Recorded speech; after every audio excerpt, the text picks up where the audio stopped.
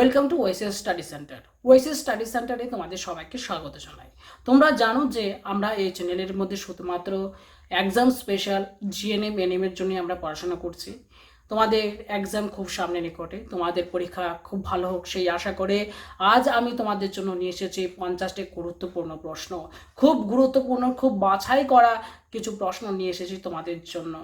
আর এই ভিডিওতে সরাসরিভাবে আমি তোমাদেরকে অঙ্ক করিয়ে দেখাতে পারছি না। অঙ্কর জন্য যদি তোমাদের প্রয়োজন হয় তোমরা প্লিজ আমাকে বলো, আমি সেপারেটভাবে তোমাদের জন্য অঙ্কের ক্লাসে নিয়ে আসবো। ঠিক আছে, তো আজকে এই ভিডিওতে আমরা যে কোশ্চেন্সগুলো নিয়ে আলোচনা করব এবং যে মক টেস্ট আমরা দিব একটু দেখে নাও তার কোশ্চেন প্যাটার্নটি কী রয়েছে আজকে আমাদের ভিডিওতে। স্ক্রিনের মধ্যে তোমরা দেখো, জীবন বিজ্ঞান আমরা পড়বো 25 নম্বরের জন্য, ভৌত বিজ্ঞান আমরা দেখবো 15, সাধারণ জ্ঞান জেনারেল নলেজ 5 নাম্বার, ইংরেজি গ্রামার 5 নাম্বার।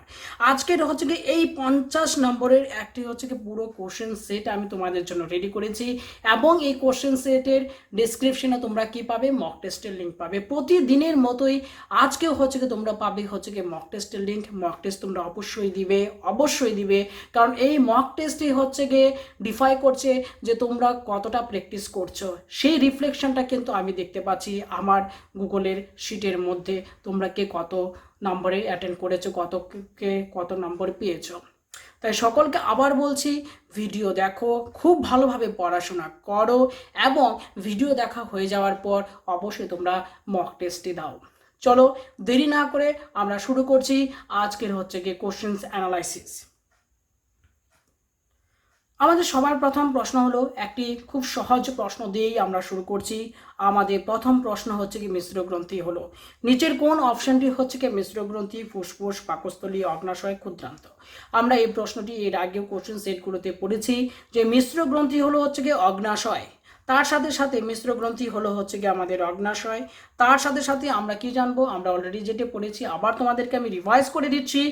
অগ্নাশয়, অগ্নাশয়ের মধ্যে কোন কোন কোষ আছে? অগ্নাশয়ের মধ্যে রয়েছে আলফা কোষ, বিটা কোষ এবং ডেল্টা কোষ। আলফা কোষ থেকে কোন হরমোন খরিত হয়? গ্লুকাগন। বিটা থেকে ইনসুলিন এবং ডেল্টা থেকে সোমাটোস্টেটিন। সেই বিষয়গুলো কিন্তু তোমাদেরকে মাথায় রাখতে হবে। Alpha, beta, delta. আলফা থেকে হলো গ্লুকাগন, বিটা থেকে ইনসুলিন এবং ডেল্টা থেকে নিঃসরিত হয় সোমাটোস্টেটিন। চলো আমরা পরবর্তী প্রশ্নতে যাই। কার্বনের একটি অনিয়তকার রূপভেদ। কার্বনের একটি নিয়তকার রূপভেদ হলো, অপশনসগুলো দেখো, ফুলারিন, কাঠকয়লা, কোক, গ্যাস, কার্বন। ফুলারিন, কাঠকয়লা, গ্যাস, কার্বন। তো সঠিক উত্তরটি ফুলারিন। চলো তারপরের প্রশ্ন, নিকৃষ্ট মানের কয়লা হলো, নিকৃষ্ট মানের কয়লা। এখানে এটাকে তোমরা ইগনোর করো। এখানে নিকৃষ্ট মানের কয়লা হলো কোনটি? নিকৃষ্ট মানের কয়লা। নিকৃষ্ট মানের কয়লা হলো, আমরা জানি যে আন্থ্রাসাইট সব থেকে উৎকৃষ্ট মানের কয়লা আন্থ্রাসাইট। তো সব থেকে নিম্নমানের কোনটি? সব থেকে নিম্নমানের নিকৃষ্ট মানের কয়লা পিট কয়লা।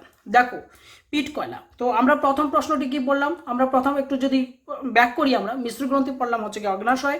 দ্বিতীয় প্রশ্ন, কার্বনের একটি নিয়তকার রূপভেদ ছিল ফুলারিন এবং নিকৃষ্ট মানের কয়লা হলো পিট কয়লা। কোশ্চেন নাম্বার 4, সমুদ্র জল অপেক্ষা বিশুদ্ধ জলের স্ফুটনাঙ্ক। স্ফুটনাঙ্ক স্পেলিংটা এখানে একটু এরকম ভাবে দেখাচ্ছে, সমুদ্র জল অপেক্ষা বিশুদ্ধ জলের স্ফুটনাঙ্ক কি হবে? তো প্রশ্নটা ভালোভাবে বোঝো, সমুদ্র জল অপেক্ষা বিশুদ্ধ জলের স্ফুটনাঙ্ক। বিশুদ্ধ জলের স্ফুটনাঙ্ক কি কম হয় না বেশি হয়? কার সঙ্গে তুলনা করে? সমুদ্র জলের সাথে তুলনা করে। তো তোমাদেরকে আমি বলে রাখি যে সমুদ্র জল অর্থাৎ লবণযুক্ত জল। লবণযুক্ত জলের স্ফুটনাঙ্কটা কিন্তু সাধারণ জলের তুলনায় বেশি হয় এবং এর ফ্রিজিং পয়েন্ট, ফ্রিজিং পয়েন্ট সেটা আরো কম হয়। তো স্ফুটনাঙ্ক কি হবে? স্ফুটনাঙ্ক বেশি হয়। কিসের বেশি হয়? সমুদ্র জলের বেশি হয়। কিন্তু এখানে আমাদের প্রশ্নটা কি বলেছে? এখানে প্রশ্নটিতে বলেছে সমুদ্র জল অপেক্ষা বিশুদ্ধ জলের স্ফুটনাঙ্ক। সমুদ্র জলের সাথে তুলনা করে বিশুদ্ধ জলের স্ফুটনাঙ্কটা কি হয়? বিশুদ্ধ জলের স্ফুটনাঙ্ক কম হয়, সমুদ্র জলেরটা বেশি হয়। ঠিক আছে, তো চলো আমাদের পরবর্তী প্রশ্ন, দীপন প্রাবল্যের একক। দীপন প্রাবল্যের একক একদম মুখস্থ রাখবে। দীপন প্রাবল্যের একক ক্যান্ডেলা। দীপন প্রাবল্যের একক কি? দীপন প্রাবল্যের একক হলো ক্যান্ডেলা। কোন তাপমাত্রায় জলের ঘনত্ব সর্বাধিক? এর অপশনসগুলো তোমরা খুব ভালোভাবে দেখবে, এখানে একটু বিষয় রয়েছে। কোন তাপমাত্রায় জলের ঘনত্ব সর্বাধিক? 32 degree Fahrenheit, 39 degree Fahrenheit, 42 degree Fahrenheit এবং 4 ডিগ্রি ফারেনহাইট। যারা মোটামুটি উত্তরটি জানো হয়তো তোমরা পটাপটভাবে বলে ফেলছো অনেকে মনে মনে যে হ্যাঁ অপশন নাম্বার ডি হচ্ছে কি সঠিক উত্তর 4 ডিগ্রি ফারেনহাইট, কিন্তু না, 4 ডিগ্রি ফারেনহাইট কিন্তু সঠিক উত্তর নয়। সঠিক উত্তর কোনটি? সঠিক উত্তর হচ্ছে কি 39 ডিগ্রি কিন্তু ফারেনহাইট। কেন? কারণ কোন তাপমাত্রায় জলের ঘনত্ব সর্বাধিক? জলের ঘনত্ব সর্বাধিক হচ্ছে কি 4 ডিগ্রি সেন্টিগ্রেড। কি বললাম? 4 ডিগ্রি সেন্টিগ্রেড, 4 ডিগ্রি ফারেনহাইট নয়, 4 ডিগ্রি সেন্টিগ্রেড। তো 4 ডিগ্রি সেন্টিগ্রেডকে যদি আমরা কনভার্ট করি সেই ফারেনহাইট স্কেলের মধ্যে, তখন আমরা হচ্ছে গিয়ে তার টেম্পারেচার পাবো হচ্ছে গিয়ে 39 ডিগ্রি ফারেনহাইট। ঠিক আছে? তো 4 degree centigrade that means 39 degree. যদি সেন্টিগ্রেড স্কেলে তোমাদেরকে বলে তোমরা বলবে 4 ডিগ্রি সেন্টিগ্রেড, এবং যদি ফারেনহাইট স্কেলে তোমাদের কাছে যদি চায় তো বলবে হচ্ছে গিয়ে 39 ডিগ্রি ফারেনহাইট। তো চলো next question, black foot disease. আমরা বারবার পড়েছি এই প্রশ্নটি। ব্ল্যাক ফুট ডিজিজ হচ্ছে কোন মৌলের দূষণের ফলে হয়? এ নিয়ে আর কোনো কনফিউশন তোমাদের মধ্যে থাকবে না। আর্সেনিক। ব্ল্যাক ফুট ডিজিজ কোন মৌলের দূষণের ফলে হয়? ব্ল্যাক ফুট ডিজিজ হয় আর্সেনিকের ফলে। নেক্সট কোশ্চেন, অক্সিজেনের নামকরণ করেন কোন বিজ্ঞানী? অক্সিজেনের নামকরণ করেন হচ্ছে কি ল্যাভোইসিয়ের। বিজ্ঞানী হচ্ছে কি ল্যাভোইসিয়ের। নেক্সট কোশ্চেন, নিচের কোনটি জীবাশ্ম জ্বালানি নয়? নিচের কোনটি জীবাশ্ম জ্বালানি নয়? ভালোভাবে দেখবে। কয়লা, খনিজ তেল, প্রাকৃতিক গ্যাস এবং গোবর গ্যাস। প্রশ্নটির উত্তর খুবই সোজা। আমরা জানি যে জীবাশ্ম জ্বালানি থেকে কয়লা অবশ্যই রয়েছে, এবং তার থেকে জীবাশ্ম জ্বালানি আমরা জানি যে খনিজ তেল হিসাবে আমরা যে পেট্রোলিয়াম উত্তোলন করছি, সেই পেট্রোলিয়াম থেকে পেট্রোল, ডিজেল, কেরোসিন, এলপিজি, প্রাকৃতিক গ্যাস, এই সমস্ত কিছু আমরা কিন্তু সেই জিনিসগুলোকে পাচ্ছি। তো আমরা একমাত্র হচ্ছে গিয়ে জীবাশ্ম জ্বালানি নয়, সেই অপশনটি হলো হচ্ছে গিয়ে গোবর গ্যাস। তো এখানে আমাদের সঠিক উত্তর কি হবে? এখানে আমাদের সঠিক উত্তর হবে হচ্ছে গিয়ে গোবর গ্যাস।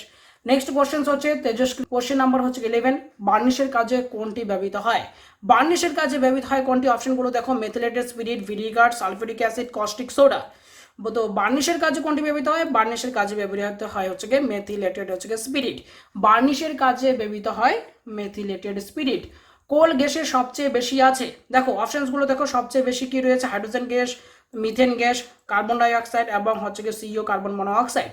তো এক্ষেত্রে তোমাদেরকে একটু বলে রাখি যে কোল গ্যাসের মধ্যে কি কি রয়েছে? কোল গ্যাসের মধ্যে থাকে হচ্ছে গিয়ে হাইড্রোজেন থাকে 50%। কোল গ্যাসে হাইড্রোজেন কত পরিমাণ থাকে? কোল গ্যাসে হাইড্রোজেন থাকে 50%, এবং মিথেন গ্যাসও থাকে হচ্ছে গিয়ে 35%। মিথেন কতটুকু থাকছে? মিথেন থাকছে হচ্ছে গিয়ে 35%, কার্বন মনোঅক্সাইড হচ্ছে গিয়ে 10%, এবং ইথিলিন হচ্ছে গিয়ে 5%। মনে রাখবে কি কি আছে? হাইড্রোজেন, মিথেন, কার্বন মনোঅক্সাইড এবং ইথিলিন। ঠিক আছে? 50% হাইড্রোজেন, 35% হচ্ছে গিয়ে মিথেন, 10% হচ্ছে গিয়ে কার্বন মনোঅক্সাইড, এবং 5% হচ্ছে গিয়ে ইথিলিন। তো সব থেকে বেশি পরিমাণ যেটি রয়েছে সেটি হচ্ছে গিয়ে আমাদের হাইড্রোজেন। সেটি হচ্ছে গিয়ে কত পার্সেন্ট? সেটি হচ্ছে গিয়ে 50% হচ্ছে গিয়ে রয়েছে যে হাইড্রোজেন 50%, এবং 35% রয়েছে মিথেন। এই দুটো ভালোভাবে মনে রাখবে। কোল গ্যাসের সবচেয়ে বেশি রয়েছে, তো আমাদের সঠিক উত্তরটি কি হবে? কোল গ্যাসে সব থেকে বেশি যেটি রয়েছে সেটি হচ্ছে গিয়ে হাইড্রোজেন। কত পার্সেন্ট রয়েছে? হাইড্রোজেন? হাইড্রোজেন রয়েছে হচ্ছে গিয়ে 50%। তারপর মিথেন কত পার্সেন্ট রয়েছে? দেখো, মিথেন রয়েছে হচ্ছে গিয়ে 35%। মিথেন রয়েছে 35%। তারপর যদি আমরা কার্বন মনোঅক্সাইড দেখবো, কার্বন মনোঅক্সাইড কত পার্সেন্ট রয়েছে? কার্বন মনোঅক্সাইড রয়েছে হচ্ছে গিয়ে 10%। ঠিক আছে? আর কোনটি পড়বো আমরা? আর পড়বো হচ্ছে, এখানে অপশন দেওয়া নাই, সেটা হচ্ছে গিয়ে ইথিলিন হচ্ছে রয়েছে 5%। নেক্সট কোশ্চেনে চলো, কোনটি অ্যারোসেলের উদাহরণ? অ্যারোসেলের উদাহরণ কোনটি? সমুদ্র জল, দুধ, প্লাস্টার অফ প্যারিস, ধোঁয়া। কোনটি হবে? অ্যারোসেলের উদাহরণ হলো হচ্ছে গিয়ে ধোঁয়া। অপশন নাম্বার ডি, ধোঁয়া। তারপর দেখো কোশ্চেন নাম্বার 14 কি আছে? একজন বালক ভূপৃষ্ঠে 6 ফুট উচ্চতা লাফাতে পারে, সে চাঁদে কত উচ্চতা পর্যন্ত লাফাতে পারবে? একজন বালক ভূপৃষ্ঠে কতটুকু? 6 ফুট উচ্চতা পর্যন্ত লাফাতে পারে, সে চাঁদে কত উচ্চতা পর্যন্ত লাফাতে পারবে? আমাদের এখানে যদি 6 ফুট লাফায়, তো চাঁদে গিয়ে লাফাবে হচ্ছে 36 ফুট, 6 দিয়ে গুণ করবে। কোনো বস্তুর ওজন আমাদের এখানে যদি 5 কেজি হয়, 5 কেজি যদি হয়, 5 কেজি না সরি, আমাদের এখানকার কোনো বস্তুর ওজন যদি হচ্ছে 60 কেজি হয়, তো ওখানে কত কেজি হবে? ওখানে হচ্ছে 10 কেজি হবে। ওখানকার অভিকর্ষজ বলের মান হচ্ছে খুবই হচ্ছে কম। ঠিক আছে? তো এখানে যদি এক বালক যদি এখানে 6 ফুট যদি লাফায় তো চাঁদে গিয়ে লাফাবে হচ্ছে গিয়ে 36 ফুট লাফাবে। ঠিক আছে, তো এখানে কোনটি হচ্ছে আমাদের সঠিক উত্তর? আমাদের সঠিক উত্তর হচ্ছে গিয়ে অপশন নাম্বার হচ্ছে গিয়ে সি। চলো নেক্সট কোশ্চেন কি আছে, সাঁতার কাটা কোন নীতির উপর প্রতিষ্ঠিত? সাঁতার কাটা কিন্তু নিউটনের তৃতীয় সূত্রের উপর। নিউটনের তৃতীয় সম্পর্কের সূত্র আমরা জানি, প্রতিক্রিয়ারই হচ্ছে সমান ও বিপরীত প্রতিক্রিয়া রয়েছে, এবং এই সূত্রের উপর প্রতিষ্ঠা করে রয়েছে আমাদের সাঁতার কাটা। কোনটি অ্যান্টিবডি সৃষ্টি করে? কোনটি অ্যান্টিবডি সৃষ্টি করে? মনে রাখবে কোনটি অ্যান্টিবডি সৃষ্টি করে, সেটি হলো লিম্ফোসাইট। লিম্ফোসাইট শ্বেতকণিকা, লিম্ফোসাইট হচ্ছে গিয়ে অ্যান্টিবডি গঠন করে। কোশ্চেন নাম্বার 17, কোনটির সাহায্যে নাডি স্পন্দন নির্ধারিত হয়? আমরা অর্থাৎ এই যে নাডি স্পন্দন দেখি, ঠিক আছে, আমরা যে এই যে স্পন্দন দেখি সেটি কি? সেটি কি কোনো রক্তচালক নাকি শিরা নাকি ধমনী? আমরা এটি হচ্ছে গিয়ে যেটি আমরা দেখছি নাডি স্পন্দন, সেটি হচ্ছে গিয়ে ধমনী। তারপর কোন শর্করা দুধে পাওয়া যায়? কোন শর্করা দুধে পাওয়া যায়? দুধে পাওয়া যায় হচ্ছে গিয়ে ল্যাকটোজ। মনে রাখবে দুধ, ল্যাকটোজ। দুধে কি পাওয়া যায়? কোন শর্করা পাওয়া যায় দুধে? দুধে পাওয়া যায় ল্যাকটোজ। উদ্ভিদে ক্যালসিয়াম এর প্রয়োজন হয় কোন কাজে? দেখো, কোষ প্রাচীর গঠনে, প্লাস্টিক তৈরিতে, বাফার হিসেবে, অস্টিওক্লোরাইড তৈরিতে। কি হবে? কি হবে সঠিক উত্তর? সঠিক উত্তরটি হবে কোষ প্রাচীর গঠনে। উদ্ভিদে দেহে হচ্ছে গিয়ে ক্যালসিয়াম এর প্রয়োজন হয় কোষ প্রাচীর গঠনে। কোনটি পেশির ক্লান্তি ঘটায়? কোনটি পেশির ক্লান্তি ঘটায়? অপশনসগুলো ভালোভাবে তোমরা দেখো স্ক্রিনের মধ্যে। Lactic acid, acetic acid, fatty acid, amino acid. এক্ষেত্রে আমি তোমাদেরকে বলছি, যখন কোনো মানুষ হচ্ছে তার প্রয়োজনের তুলনায় বেশি একটু পরিশ্রম করে, তখন সেক্ষেত্রে তার বিভিন্ন পেশির বিভিন্ন অংশে ল্যাকটিক অ্যাসিড প্রস্তুত হয়, যার ফলে হচ্ছে গিয়ে পেশির হচ্ছে গিয়ে ক্লান্তি ঘটে। ঠিক আছে, তো ল্যাকটিক অ্যাসিড হবে সঠিক উত্তরটি। কি হবে? Lactic acid. পেশির ক্লান্তি ঘটায় কোনটি? Lactic acid. অ্যান্টিবডি কি? অ্যান্টিবডি হচ্ছে কি তোমাদের প্রোটিন। ঠিক আছে, অ্যান্টিবডি হলো এক প্রকার প্রোটিন। নিউরনের দীর্ঘ প্রবর্ধককে কি বলে? নিউরনের দীর্ঘ প্রবর্ধককে বলা হয় অ্যাক্সন। নিউরনের দীর্ঘ প্রবর্ধককে বলা হয় অ্যাক্সন। 23 নম্বর প্রশ্ন, নলাকার অতিরিক্ত শ্বাস অঙ্গ দেখা যায়? নলাকার অতিরিক্ত শ্বাস অঙ্গ দেখা যায় কোন মাছে? শিঙ্গি মাছ, রুই মাছ, কই মাছ, মাগুর মাছ। নলাকার এই জিনিসটা মাথায় রাখবে হচ্ছে নলাকার শুধুমাত্র অতিরিক্ত শ্বাস অঙ্গ নয়, তার সাথে এই বিষয়টি মনে রাখবে নলাকার অতিরিক্ত শ্বাস অঙ্গ দেখা যায় হচ্ছে শিঙ্গি মাছে। ঠিক আছে, শিঙ্গি মাছ is the right answer. Question number 24, রক্ততঞ্চনে প্রয়োজনীয় প্রোটিন কোনটি? রক্ততঞ্চনে প্রয়োজনীয় প্রোটিন হলো, দেখো অপশনগুলো কি কি দেওয়া আছে, গ্লোবিউলিন, অ্যালবুমিন, হিমোগ্লোবিন, ফাইব্রিনোজেন। রক্ততঞ্চনে প্রয়োজনীয় প্রোটিনটি হলো ফাইব্রিনোজেন। রক্ততঞ্চনে প্রয়োজনীয় প্রোটিন কোনটি? রক্ততঞ্চনে প্রয়োজনীয় প্রোটিন হচ্ছে গিয়ে ফাইব্রিনোজেন। এর সাথে তোমরা মনে রাখবে যে রক্ততঞ্চন হচ্ছে গিয়ে ভিটামিন, যখন ভিটামিনের কথা আসবে তখনই আসবে হচ্ছে গিয়ে ভিটামিন হচ্ছে গিয়ে কে এর কথা। ভিটামিন কে রক্ততঞ্চনে সহায়তা করে। এখানে আমরা জানলাম হচ্ছে গিয়ে এক প্রকার প্রোটিন, সেটা হচ্ছে গিয়ে ফাইব্রিনোজেন। তারপরে যাবো হচ্ছে গিয়ে আমরা কোশ্চেন নাম্বার 25, ফ্লোয়েমের মৃত উপাদান কোনটি? এর আগের ভিডিওতে আমরা এই কোশ্চেনটি পড়েছিলাম। ফ্লোয়েমের মৃত উপাদান হলো হচ্ছে গিয়ে ফ্লোয়েম তন্তু। ফ্লোয়েমের মৃত উপাদান কোনটি? ফ্লোয়েমের মৃত উপাদান হচ্ছে গিয়ে ফ্লোয়েম তন্তু। কোশ্চেন নাম্বার 26, কোন হরমোনকে সংকটকালীন বা জরুরিকালীন হরমোন বলা হয়?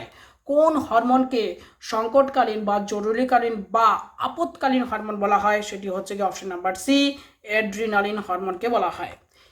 তারপর কোশ্চেন নাম্বার 27, বায়ু গহ্বরযুক্ত প্যারেনকাইমাকে কি বলা হয়? বায়ু গহ্বরযুক্ত প্যারেনকাইমাকে বলা হয় অ্যারেনকাইমা। জিনিসটা একটু মনে রাখবে তোমরা ভালোভাবে, যে বায়ু গহ্বরযুক্ত, বায়ু ইংরেজিতে কি বলা হয়? বায়ুকে ইংরেজিতে বলা হয় হচ্ছে কি এয়ার। ঠিক আছে, বায়ুকে ইংরেজিতে কি বলে? বায়ুকে ইংরেজিতে বলা হয় হচ্ছে কি এয়ার। আর এখানে কি আছে? অ্যারেনকাইমা। দেখো একটা মিল পাচ্ছ কিন্তু তোমরা, বায়ু গহ্বরযুক্ত প্যারেনকাইমা, বায়ু এয়ার দিয়ে হচ্ছে তোমার হচ্ছে কি অ্যারেনকাইমা। তোমাদের মনে রাখতে এই বিষয়টিতে সুবিধা করবে। তো চলো নেক্সট কোশ্চেন 28, কোষের প্রোটিন ফ্যাক্টরি কাকে বলা হয়? কোষের প্রোটিন ফ্যাক্টরি বলা হয় হচ্ছে কি রাইবোজোমকে। কোষের প্রোটিন ফ্যাক্টরি কাকে বলে? কোষের প্রোটিন ফ্যাক্টরি বলা হয় রাইবোজোমকে। কোন রেচন বস্তুটি নাইট্রোজেন বিহীন? নাইট্রোজেন নেই। কোন রেচন বস্তুটি নাইট্রোজেন হচ্ছে গিয়ে বিহীন, নাইট্রোজেন নেই? কোনটি? সেটি হচ্ছে গিয়ে রেজিন। রেজিন হচ্ছে নাইট্রোজেন নেই।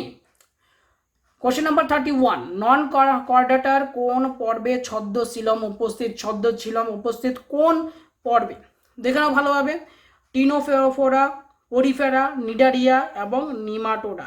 তো সঠিক উত্তরটি হবে হচ্ছে কি নিমাটোডা। লাইনটি খুব ভালোভাবে মাথায় রাখবে। নিমাটোডা পর্বে, নিমাটোডা পর্বে ছদ্মশিলম দেখা যায়। ঠিক আছে, নিমাটোডা পর্বে ছদ্মশিলম দেখা যায়। কোশ্চেন নাম্বার 32, সিম্বি গোত্রীয় উদ্ভিদের শোষণে সাহায্যকারী রঞ্জকটি হলো? সিম্বি গোত্রীয় উদ্ভিদের শোষণে সাহায্যকারী রঞ্জকটি হলো হিমোগ্লোবিন, অক্সি হিমোগ্লোবিন, হিমোসাইনিন। কোনটি হবে সঠিক উত্তর? Leg haemoglobin is the correct answer. Leg haemoglobin. লাইনটি ভালোভাবে তোমরা সবাই মনে রাখবে। লেগ হিমোগ্লোবিন রঞ্জকটি সিম্বি গোত্রীয় উদ্ভিদের শোষণে সাহায্য করে। আবার বলছি, লেগ হিমোগ্লোবিন রঞ্জকটি সিম্বগোত্রীয় উদ্ভিদের শোষণে সাহায্য করে। নেক্সট কোশ্চেন, নিচের কোনটি ক্যামোনেস্টিক চলনের উদাহরণ? নিচের কোনটি ক্যামোনেস্টিক চলনের উদাহরণ? কেমন দেখো কি আছে, পদ্ম ফুল উজ্জ্বল আলোকে ফোটে এবং কম আলোতে মুদে যায়। টিউলিপ ফুল এবং টিউলিপ ফুল আলো ও তাপের প্রভাবে ফোটে। তারপর কি বলছে, স্পর্শের প্রভাবে হচ্ছে গিয়ে লজ্জাপতি পাতার পত্রগুলো মুদে যায়। লজ্জাপতি পাতার মধ্যে যেটা কি কোন চলন ছিল? এটা হচ্ছে সিসমোনেস্টিক চলন ছিল। ঠিক আছে, এবং তারপর লাস্ট অপশন দেখো, সূর্য শিশুর পতঙ্গের সংস্পর্শে এলে রোমগুলো হচ্ছে গিয়ে বেঁকে যায়। সূর্য শিশির ফুলটি পতঙ্গের সংস্পর্শে এলে কি বলছে, রোমগুলো বেঁকে ধরে। ঠিক আছে, বেঁকে পতঙ্গ ধরে। সূর্য শিশির পতঙ্গের সংস্পর্শে এলে রোমগুলি বেঁকে গিয়ে কি করে, পতঙ্গকে ধরে ফেলে। ক্যামোনেস্টি চলনের উদাহরণ হলো এটি। ক্যামোনেস্টি চলনের উদাহরণ হলো এটি। খুব ভালোভাবে মাথায় রাখবে তোমরা। Question number 34, denitrification. ডিনাইট্রিফিকেশন আমাদের ছিল একটা নাইট্রিফিকেশন এবং একটা ছিল হচ্ছে ডিনাইট্রিফিকেশন। তো ডিনাইট্রিফিকেশন কোনটা? নাইট্রেট থেকে নাইট্রোজেনকে, নাইট্রেট থেকে নাইট্রোজেন মুক্ত হয়ে পরিবেশে ফিরে যায়, এটা নাইট্রেট থেকে নাইট্রোজেন, নাকি জীবদের নাইট্রোজেন গঠিত যৌগ থেকে অ্যামোনিয়া হয়, নাকি পরিবেশের মুক্ত নাইট্রোজেন থেকে নাইট্রোজেন অ্যামোনিয়া ও নাইট্রেট যৌগ রূপ করে, নাকি অ্যামোনিয়া থেকে নাইট্রেট ও নাইট্রেট উৎপন্ন হয়। তো এই বিষয়টিকে আর জটিল করে লাভ নেই। তো সেটি হচ্ছে ডিনাইট্রিফিকেশন, মানে হচ্ছে নাইট্রেট থেকে তোমার হচ্ছে নাইট্রোজেনে। প্রথম অপশনটি যেটি দেওয়া আছে যে নাইট্রেট থেকে নাইট্রোজেন, সেটি হচ্ছে তোমার ডিনাইট্রিফিকেশন। আর নাইট্রিফিকেশন কোনটা? নাইট্রোজেন থেকে আবার হচ্ছে নাইট্রেটে পরিণত হবে, মুক্ত নাইট্রোজেন থেকে নাইট্রেটে পরিণত হবে, সেটি হচ্ছে নাইট্রিফিকেশন। এবং সেই নাইট্রেট থেকে যদি নাইট্রোজেনে যাচ্ছে সেটি হচ্ছে ডিনাইট্রিফিকেশন। কোশ্চেন নাম্বার 34, কোনটি রক্তের ফ্যাট? রক্তের ফ্যাট আমরা জানি রক্তে কিসের পরিমাণ বাড়ছে দিনে দিনে, বলি আমরা সেই রক্তে কি কোলেস্টেরল। ঠিক আছে, কোলেস্টেরল রক্তের ফ্যাট কোনটাকে বলবো আমরা? রক্তের ফ্যাট বলবো হচ্ছে গিয়ে কোলেস্টেরলকে। কোশ্চেন নাম্বার 36, নিচের কোন প্রাণীটির পরিণত আরবিসিতে নিউক্লিয়াস থাকে না?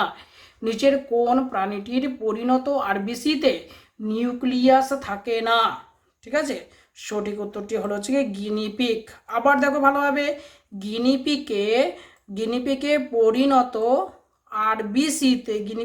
পরিণত আরবিসিতে রেড ব্লাড সেলে নিউক্লিয়াস থাকে না।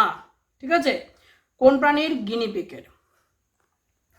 কোশ্চেন নাম্বার 37, কোন উৎসেচক সন্ধান প্রক্রিয়া ঘটায়? সন্ধান প্রক্রিয়া আমরা জানি যে সন্ধান প্রক্রিয়ার ক্ষেত্রে আমরা যখন পড়েছিলাম, আচ্ছা সন্ধান প্রক্রিয়ায় কি বলেছে, কোন উৎসেচক সন্ধান প্রক্রিয়া ঘটায়? সেটি হচ্ছে জাইমেজ উৎসেচক সন্ধান প্রক্রিয়া ঘটায়। কোন উৎসেচক সন্ধান প্রক্রিয়া ঘটায়? জাইমেজ উৎসেচকটি সন্ধান প্রক্রিয়া ঘটায়। নেক্সট কোশ্চেন 38, মস্তিষ্ক শোষণাকাণ্ড ও স্নায়ুতে অবস্থিত কলা হলো কোনটি? মস্তিষ্ক শোষণাকাণ্ড এবং স্নায়ুতে অবস্থিত কলা হলো স্নায়ু কলা। ঠিক আছে, কোশ্চেন নাম্বার 39, কোনটি ডাইনিউক্লিওটাইড? একটু ভালোভাবে দেখবে, এনএডি, তারপর ডিএনএ, আরএনএ, এডিপি। সবার শুরুতে তোমাকে অপশন নাম্বার যে এ আছে সেটি হচ্ছে কি এনএডি। এনএডি এর পুরো নামটা তোমাকে আগে বলে নিচ্ছি, সেই বিষয়টি দেখে একটু ভালোভাবে শুনবে। Nicotinamide adenine dinucleotide. ঠিক আছে, এনএডি এর পুরো নাম কি? Nicotinamide adenine dinucleotide. তো আমাদের এখানে প্রশ্নটি ছিল কোনটি হচ্ছে গিয়ে ডাইনিউক্লিওটাইড। তো আমরা সঠিক উত্তরটিও পেয়ে গেলাম, সেটা হচ্ছে এনএডি। তারপর বলছে আচার্য জগদীশচন্দ্র বসুর পরীক্ষা থেকে উদ্ভিদের কোন বৈশিষ্ট্য জানা গিয়েছিল তা নির্বাচন করো। আচার্য জগদীশচন্দ্র বসুর উদ্ভিদ নিয়ে যে পরীক্ষা করেছিলেন তার থেকে আমরা জানতে পেরেছিলাম উদ্ভিদের হচ্ছে সংবেদনশীলতা ধর্ম। উদ্ভিদের সংবেদনশীলতা ধর্ম সম্পর্কে আমরা জানতে পেরেছিলাম। কোশ্চেন নাম্বার 41 হবে এটি। কোশ্চেন নাম্বার 41-এ কি আছে? সালোক সংশ্লেষে সক্ষম একটি প্রাণী হলো, সালোক সংশ্লেষে সক্ষম একটি প্রাণী হলো ক্রাইসেমিবা। সালোক সংশ্লেষে সক্ষম একটি প্রাণী হলো ক্রাইসেমিবা। ভারতে মহাত্মা গান্ধীর প্রথম সফল সত্যাগ্রহ ছিল। ভারতের মহাত্মা গান্ধীর প্রথম সফল সত্যাগ্রহ কোনটি ছিল? চম্পারণ শতক, খেরা, বারদৌলি, লবণ মার্চ, কোনটি ছিল প্রথম? ঠিক আছে, সেটি সঠিক উত্তরটি হবে আমাদের Champaran.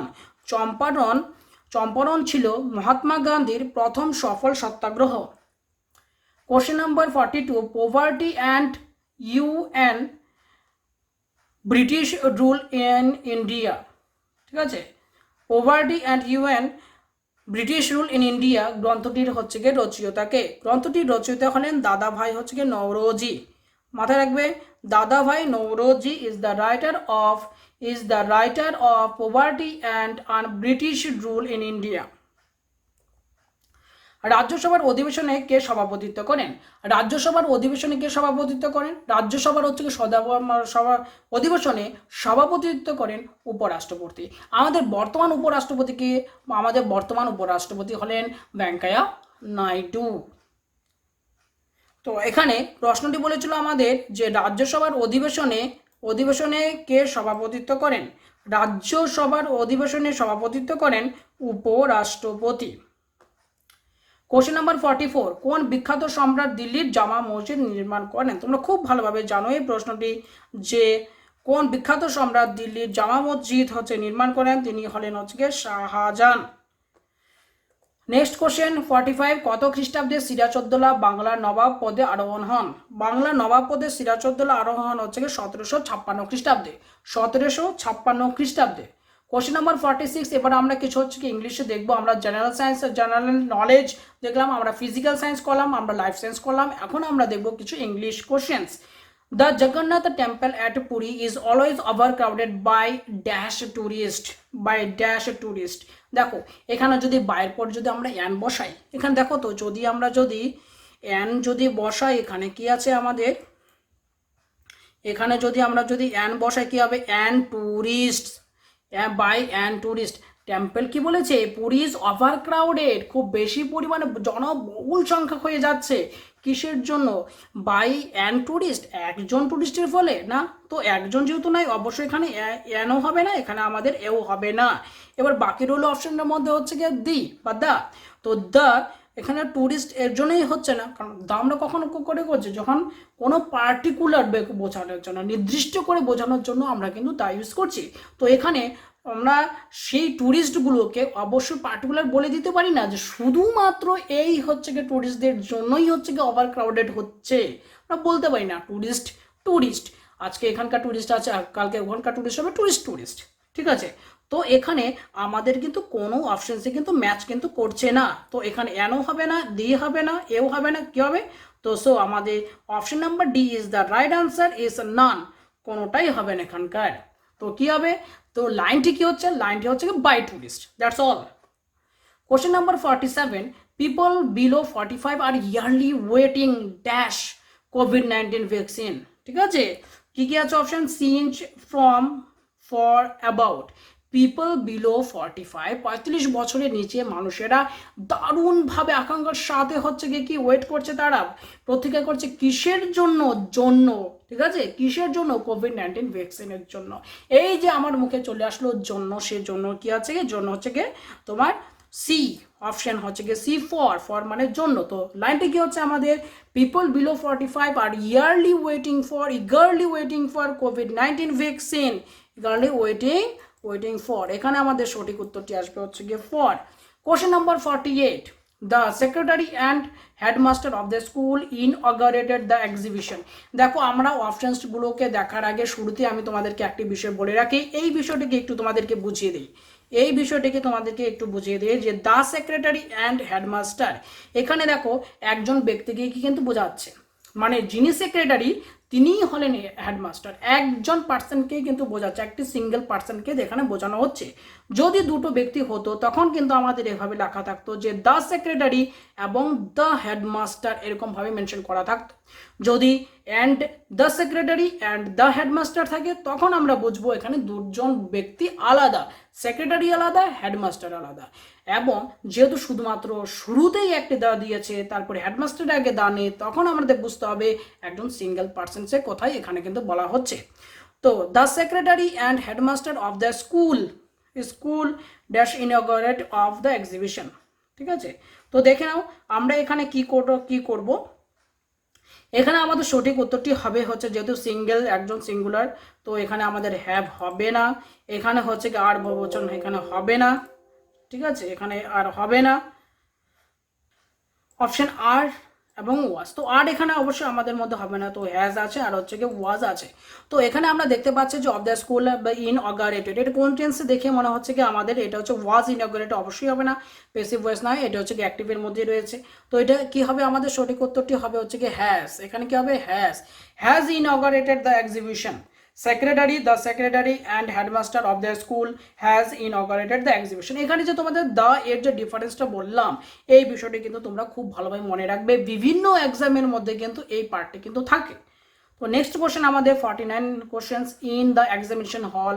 Yesterday I found in the examination hall. Yesterday গতকাল বলে দিয়েছে, গতকাল এটা পাস্ট টেন্সের মধ্যে হয়ে যাচ্ছে।